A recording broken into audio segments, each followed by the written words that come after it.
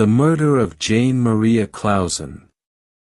What the darkness revealed. When daylight finally reached Kidbrooke Lane, it revealed what the night had tried to hide.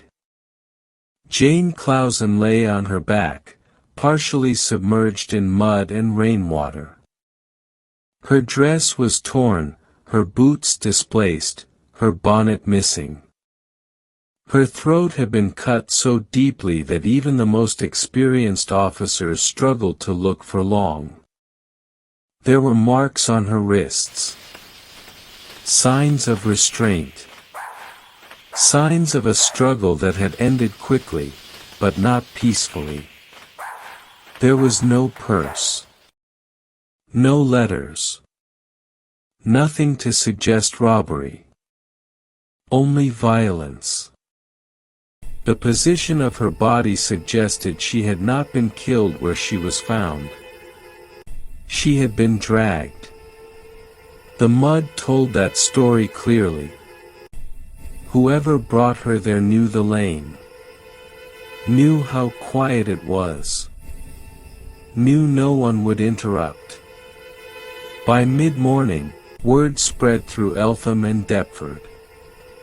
A servant girl, 16 years old, slaughtered on the edge of a forgotten road. Crowds gathered despite police warnings. People whispered theories as if speaking them softly might make them safer. But one name surfaced almost immediately. Edmund Walter Pooke. When investigators questioned the Pooke household, the tension was unmistakable. Mrs. Pooke denied any improper relationship.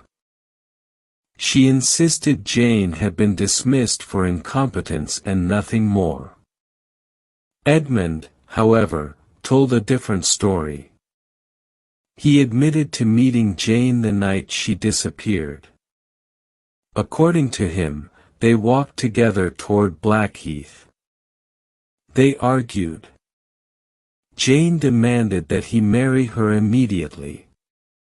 He claimed he refused, and that she stormed off alone around 8 p.m. He said he never saw her again. But the details didn't sit right. Witnesses later came forward. Several reported seeing a young man resembling Edmund walking with Jane far later than he admitted. Others claimed to have seen them near Kidbrooke Lane, a place no sensible couple would choose after dark. Then came the letters. Jane's correspondence was recovered from her aunt's home.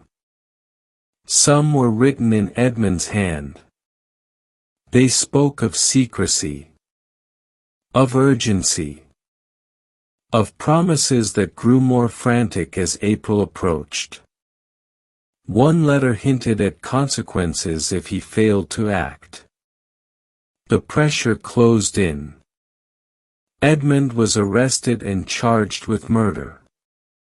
The trial became a spectacle. Newspapers printed every detail.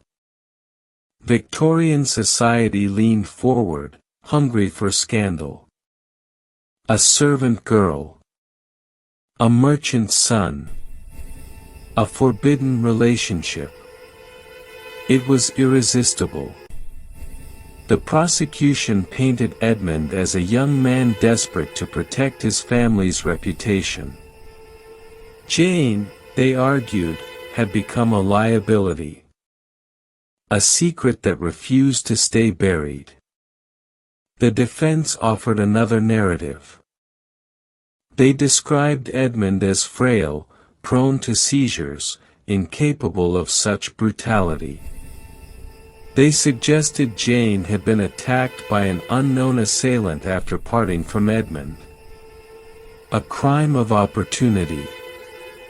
A tragedy inflated by rumor.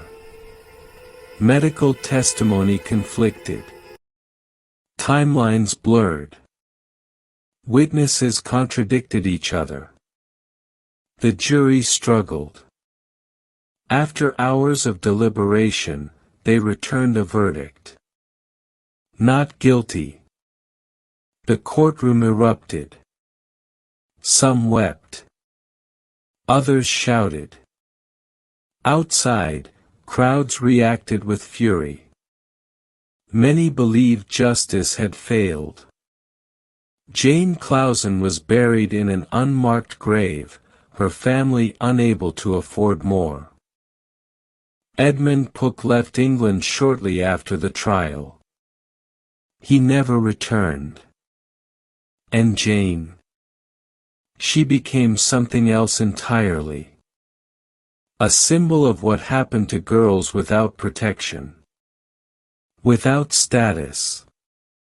Without power.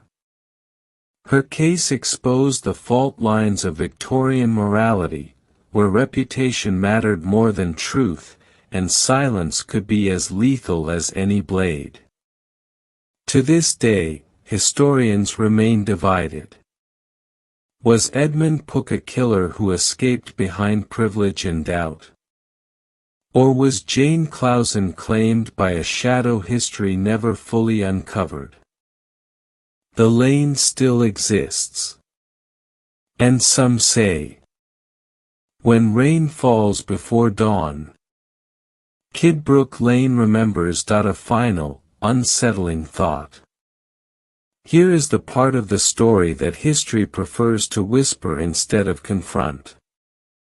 Jane Clouson did not just die because someone killed her. She died because the system decided she was expendable. When the jury acquitted Edmund Pook, they were not declaring innocence.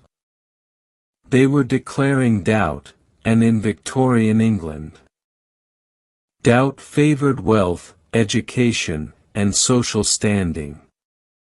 A servant girl's voice, written in letters and carried in rumors, could never outweigh a respectable family name spoken calmly in court.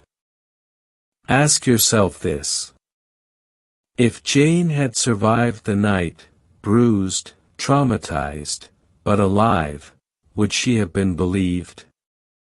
The evidence suggests no. Her dismissal was quietly blamed on her character. Her relationship was framed as impropriety rather than exploitation. Even in death, she was judged. The narrative was shaped to make her disappearance inconvenient, her demands unreasonable, her presence dangerous. And Edmund? He was never proven innocent, only protected by uncertainty. He left the country. He left the questions behind. And history allowed him to fade into anonymity while Jane was reduced to a cautionary tale. The most disturbing possibility is not that Edmund committed murder. It is this: that even if he did, the truth was never meant to survive the courtroom. Because this case reveals something timeless and deeply uncomfortable. When justice depends on who you are rather than what happened, truth becomes negotiable. Jane Clouson's body was found in the mud. But the real crime may have been buried somewhere far deeper. Inside a society willing to accept silence as closure. And that is why, more than 150 years later, her story still refuses to rest. Because unresolved injustice has a way of haunting every generation that inherits it.